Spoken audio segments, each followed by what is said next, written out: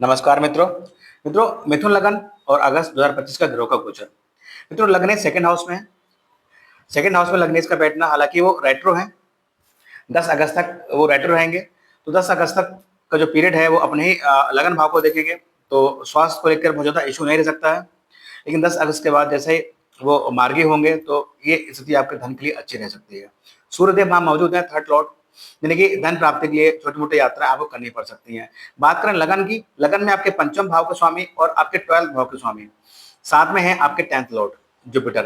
यानी कि ये जो पीरियड है, इस पीरियड में आपको विदेश सेटलमेंट का अच्छा योग है।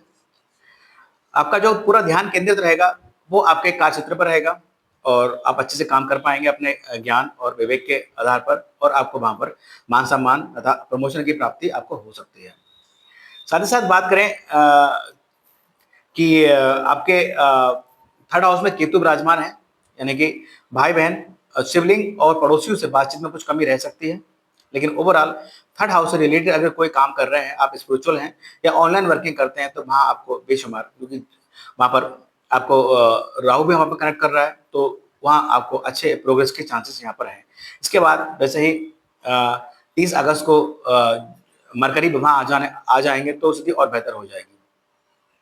बात करते हैं आपके 10th हाउस की। 10th हाउस में आपके जो है 8th और 9th लॉर्ड बैठे हुए हैं, यानी कि भाग का सपोर्ट आपको कार्य क्षेत्र में तो मिलेगा, लेकिन साथ ही साथ अष्टम भाव से रिलेटेड अगर आप काम नहीं कर रहे हैं तो वहां पर अष्टम भाव का स्वामी होकर भी शनि वहां बैठे हुए हैं, तो कुछ ना कुछ थोड़ी उलझने रहेंगे। कहा जाए तो वर्किंग प्लेस पर जो स्थिति है वो आपकी एवरेज रह सकती है, लेकिन आप क्योंकि वहां के जो स्वामी है जुपिटर वो लगन में बैठे हुए हैं, तो कहीं ना कहीं अपने बुद्धि विवेक अपने ज्ञान के आधार पर चीजों को पार करके ले जाएंगे और अच्छे एक स्थिति आपकी जो है आपके काम क्षेत्र पर आपकी बनेगी, एक अलग पहचान बनेगी और लोग आपको आपके निर्णय तथा आपके काम के लिए आपको सराहेंगे।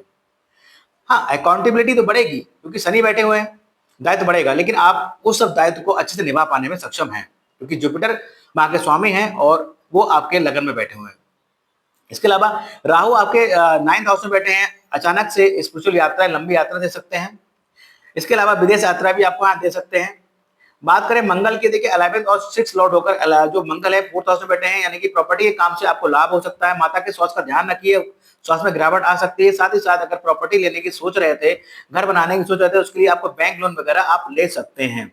तो ओवरऑल अगर मैं कहूँ, ये जो पीरियड है वो फाइनेंशियल पॉइंट ऑफ व्यू से आपके लिए अच्छा है। घर बनाना चाह रहे हैं वो भी बन जाएगा, लोन लेना चाह रहे हैं लोन भी मिल जाएगा। साथ ही साथ थोड़ा सा आप ध्यान रखें अपने स्वास्थ्य की, अपने माता के स्वास्थ्य का। ओवरऑल ही महीना अच्छा जाने वाला है। So best of luck Gemini, thank you very much, Radhe Radhe, जय माता दी।